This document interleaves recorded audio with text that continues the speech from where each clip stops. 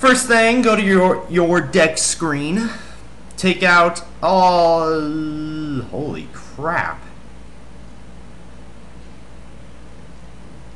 Seriously?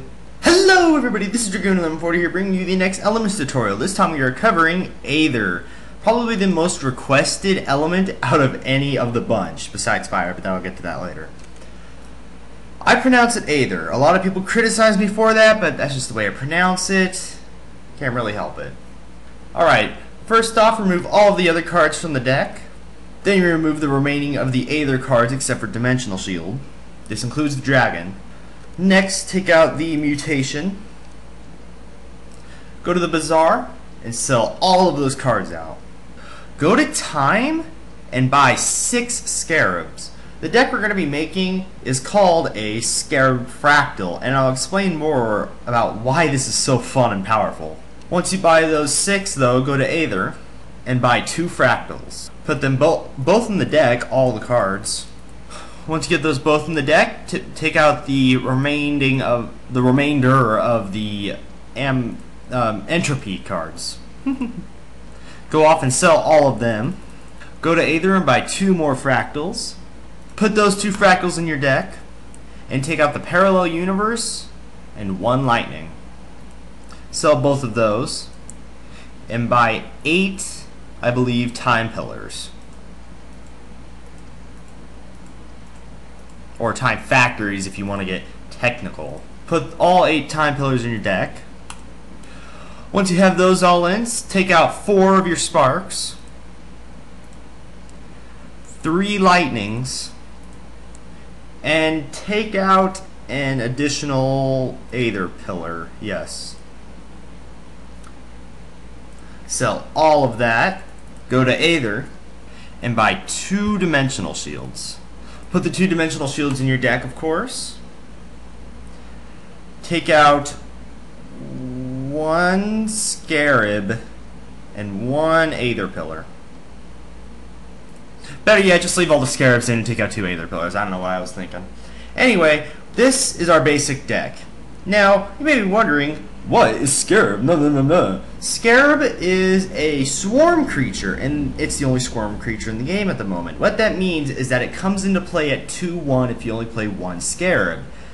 For 2 time cost, that's but it also comes with the ability Devour, which, if you're a fan of Gravity, that's also the EtG's ability.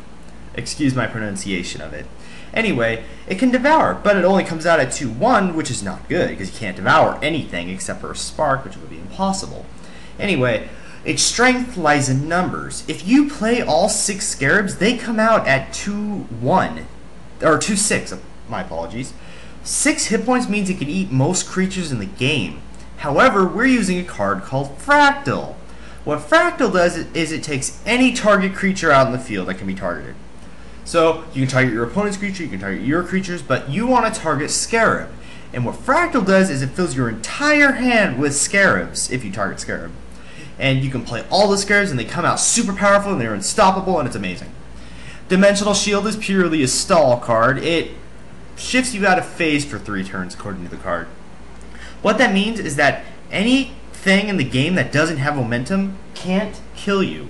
That is an amazing shield. I'm only putting in 3, but you can add more if you want to, of course.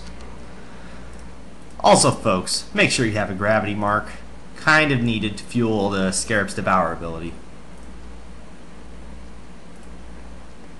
Go to level 1, level 0 if you're doing the quest, of course. We flip the coin, and we lose it, but it's okay. Because it's level 1, and they only play 2 creatures throughout the whole match. If you haven't noticed already, I am playing the game at low quality because my laptop is not liking me playing anything right now. So you'll be just missing some animations like the creatures attacking and all that, but it's really no big deal. You get the gist of what's going on. Now, as I explained before, Scarab comes out at 2/1, and in order to use its ability, you need to run a gravity mark, which is, it uses the ability Devour. Now, you want to play your Scarabs, but make sure you always keep 1 Scarab in your hand at all times. It's just needed, trust me, especially for Fractal, which if I draw one, I'll explain what it means. Normally you wouldn't want to do this early in the game, but I'm going to play my Dimensional Shield because my hand's starting to fill up, and that's not good for any Fractal deck. Perfect. Dimensional Shield, as I explained before, shifts you out of phase for 3 turns. That means that this Pegasus just missed. It couldn't hit me, which is amazing. Now, since I played 2 Scarabs, their hit points are now 2, so I can devour any 1 hit point creature. Hopefully I'll get more time towers so I can play the Scarabs all at once. Alright, we got our first Fractal. I am going to wait 1 more turn before I Fractal anything. Normally you would have more time towers, or time pillars I should say, in your deck right now, but unfortunately I did not get the greatest hand, but that's okay. Perfect. Okay. Now normally you wouldn't get this many Scarabs without a Fractal out, but yeah, I kind of got lucky. Anyway, this is what Fractal does. You target your Scarab, and your hand fills up with Scarabs. So now we have a lot. Our opponent played a Fade Egg, and I'll explain that in another video when we do our time video. Anyway, it comes out at 0-1, which means our Scarabs can devour it. For 1 Gravity Quanta, target the Fade Egg, the Scarab om-nom-noms it, and it disappears. Our Scarab gains 1-1 according to the skill Devour, so now it's a 3 attack creature, which is very nice. Because we have 3 Scarabs out, we have 3 hit points, but since we devoured, we also gain another hit point, so now it's a 3-4 creature. That Pegasus will not last long, so it's nothing to worry about. Om-nom-nom the Pegasus. Discard any cards you may have. Finally, another Time Factory. That is always helpful. Anyway, this is mostly a stall deck, but it's... yeah, you're going to have low attack creatures most of the time, unless you start om-nom-nomming creatures that the opponent will play, which is the plan.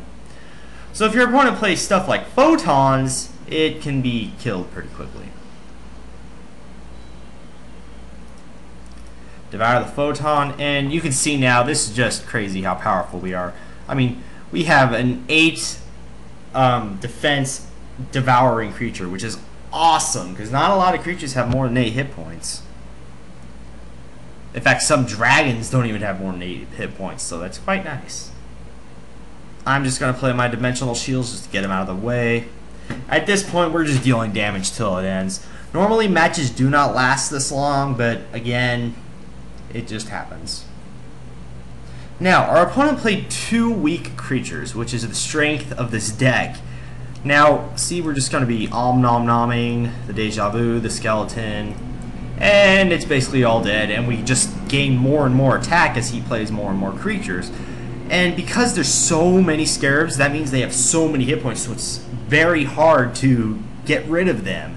I mean, it's vulnerable to stuff like Reverse Time, but other than that, there's really not much of a weakness except for, say, an Ice Shield or a Fire Shield. Other than that, there's really not a lot your opponent can do. And at this point, we win. I mean, there's no way. I am not even going to spin a card because that would just lag the game to hell. So I hope you all enjoyed that, folks. That was just your basic Aether time duo. It's called Fractal Scarab. You should try it out. It's unfortunately, Aether is such a, I don't want to say boring element, but it's just not as fun as others. You need to really come up with some interesting duos like the Fractal Scarab. Anyway, have fun, folks. Hope you enjoyed this, and I hope my computer doesn't lag next time so I don't jump around the video. See ya, folks.